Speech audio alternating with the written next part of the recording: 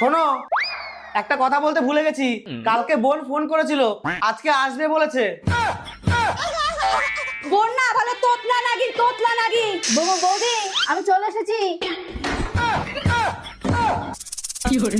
আরে না না না না, ননদিনী তুমি? বৌদি ননদিনী না, বলো তোতলা নাগিন। তুমি ওর কথা রাখো না তো। চলো চলো, ঘরে চলো। আসো আসো, তুমি বসো, আমি তোমার জন্য কফি করে নিয়ে আসছি। আরে এটা আবার কি? দারুন তো, ব্যাগে ঢুকিয়ে নি।